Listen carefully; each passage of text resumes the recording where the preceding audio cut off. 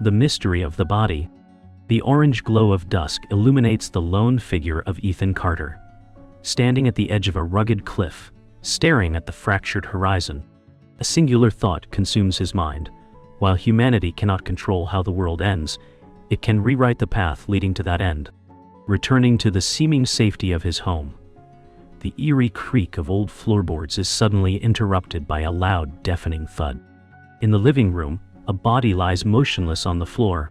Ethan hesitates, his breath shallow, as he approaches the figure. When he flips the body over, he feels the weight of unreality. He's staring at his own lifeless face. In the doppelganger's hand is an envelope labeled, "Watch me." Inside, Ethan finds a flash drive. Trembling, he plugs the device into his laptop. The screen flickers to life, revealing a video of himself. The version of him on the screen speaks calmly. "Don't panic. I'm going to explain everything." The unexpected invitation. The video fades away, but the words echo in Ethan's mind. The scene transitions to that fateful morning. The doorbell rings. Standing on his doorstep is a woman in a sharp suit, Dr. Rebecca Hale, flanked by two uniformed men who seem far too serious to be mere assistants. "Are you Ethan Carter?" Rebecca asks. "Depends. Who's asking?" Ethan replies, crossing his arms defensively. She introduces herself as a representative of Arist, Advanced Research in Science and Technology, and explains that they're there to offer him a job. Her tone is casual, but the presence of the men adds an unspoken tension. "Why me?" Ethan asks, suspicion lacing his voice. Rebecca responds without hesitation. Ethan, though a brilliant cryptographer, carries the shadow of a scandal in his past, the creation of an algorithm called Amber, which compromised the security of numerous corporations and cost him his career. This scandal turned him into a pariah in the industry, leaving him with debts and no job prospects. "You're the only one who can solve this." Rebecca displays a tablet, showing images of a mysterious satellite and a bank statement with an obscene amount of money deposited into Ethan's account. "And we can help restore your reputation."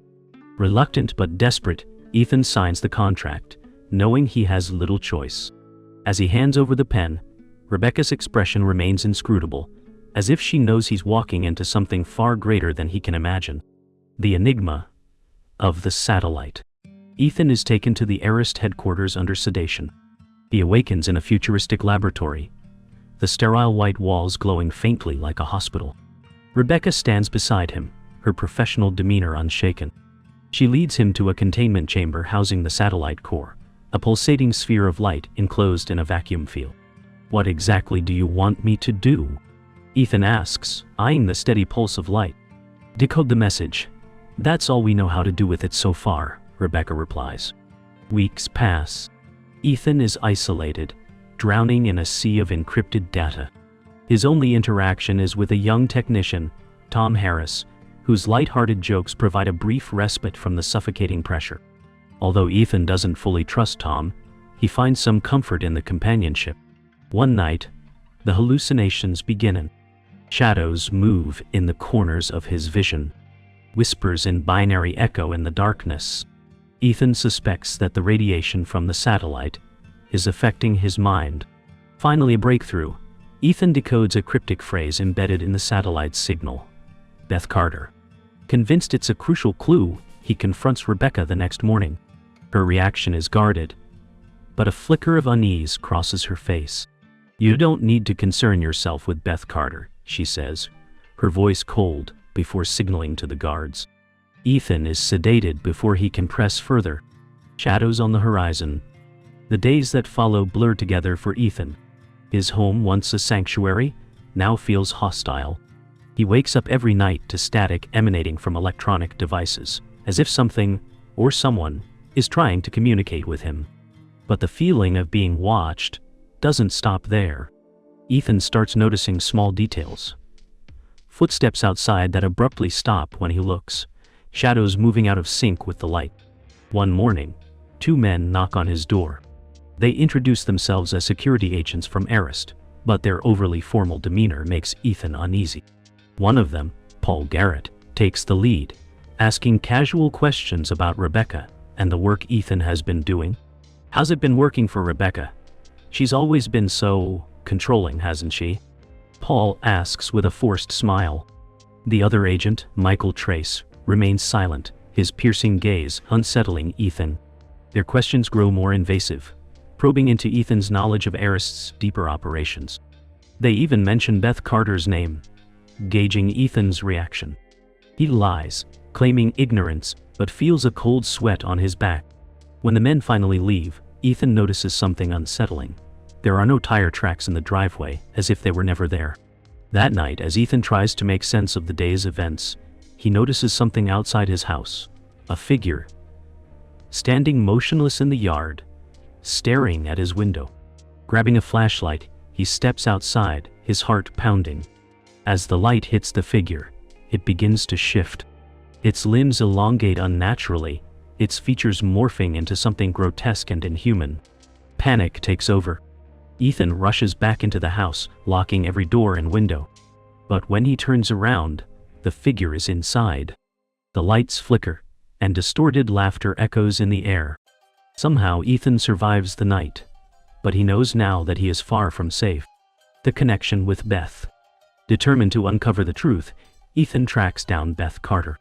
Using information from Arist and his own skills, he finds her living in a secluded cabin deep in the woods. When Beth opens the door, she looks gaunt and haunted, her eyes shadowed by exhaustion. She tries to dismiss Ethan, but he pleads with her, recounting his hallucinations, the figure he saw, and the message he found. Reluctantly, Beth lets him in. Her cabin is cluttered with notes and diagrams scattered across every surface. She admits that she too experienced similar symptoms after working with Arist: migraines, vivid hallucinations, and memory lapses. Ethan senses she's hiding something and pushes further. Finally, Beth reveals that she has been receiving messages from a figure known as Cipherman, an enigmatic source who seems to know more about the events than anyone else. At first, Beth thought deciphering the codes was just a distraction, but Ethan realizes there's a bigger picture. "Don't you see?" Ethan exclaims, flipping through her notes. "These codes are clues, pieces of a puzzle. He's trying to tell us something." Though skeptical, Beth begins piecing it together with Ethan. They discover that Cipherman has been warning them about the true purpose of the machine. It wasn't designed to protect humanity, but to open a portal for entities from another dimension. The rogue scientist. Beth mentions a name that keeps appearing in Cipherman's messages: Miles Driscoll, a former Arist scientist who disappeared years ago. Using Cipherman's guidance, Ethan and Beth track him down to a small town where he's been living under a false identity. Initially suspicious, Miles eventually opens up when he sees the effects the satellite has had on Ethan and Bethan. He explains that he was one of the first to work on the Arist project, believing it was a revolutionary breakthrough. However, as he decoded parts of the original signal, he discovered the horrifying truth. The beings who sent the satellite hail from a dimension where time isn't linear. They're manipulating humans to construct a portal. This portal isn't just a door for them to enter, Miles explains. It's an anchor point. Once activated, they won't just exist here. They'll control our reality.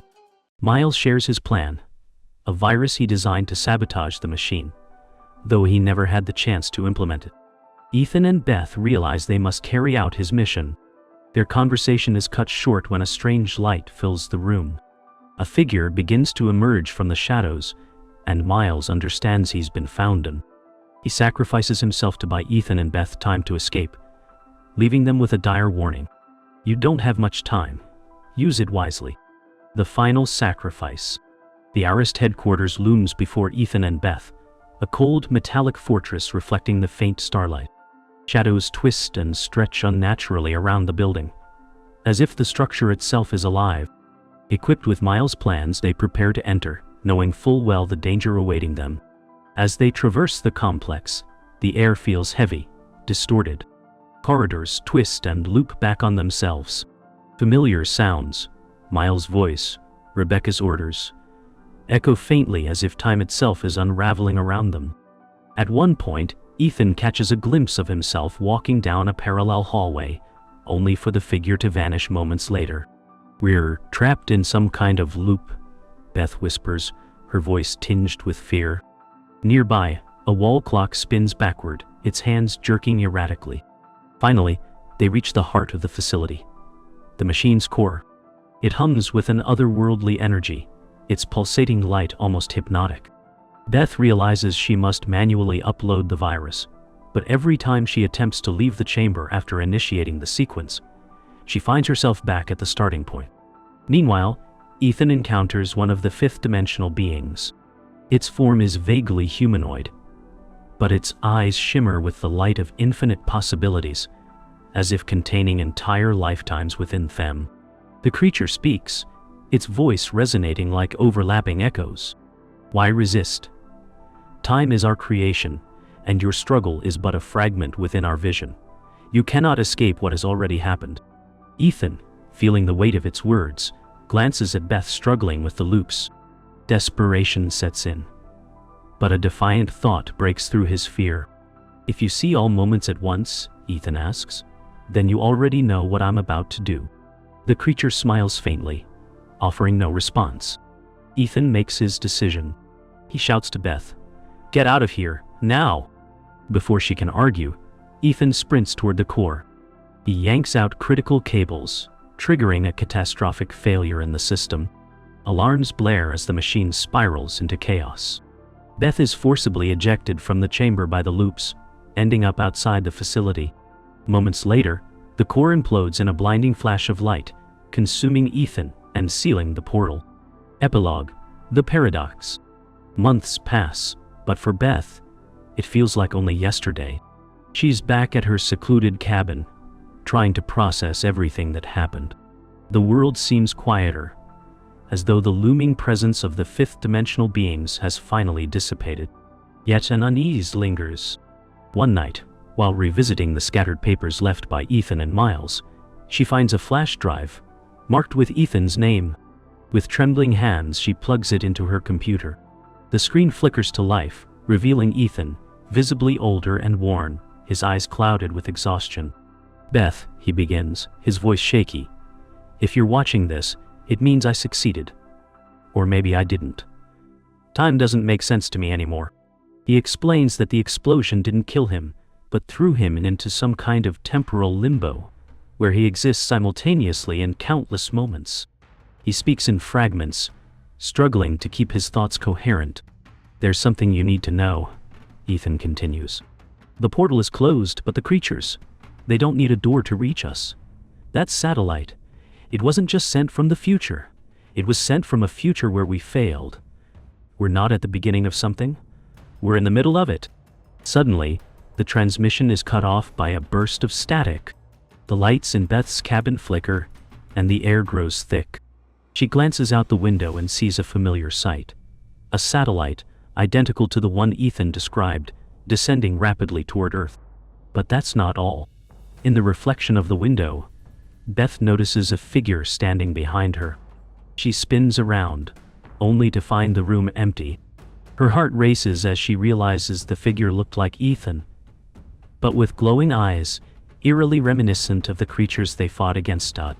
The computer screen blinks back to life, replaying Ethan's video. But this time, his message is different. "Beth, we failed, again, and we'll keep failing because what they want isn't just our reality, it's our time. We're stuck in a cycle, a paradox. They made us this way." Beth closes the laptop, her mind racing. Outside, the descending satellite glows brighter, its trajectory unmistakable. She knows now that the battle isn't over, it's beginning again. Want to uncover more stories about humanity's hidden battles? Check out our next video for another mind-bending journey into the unknown.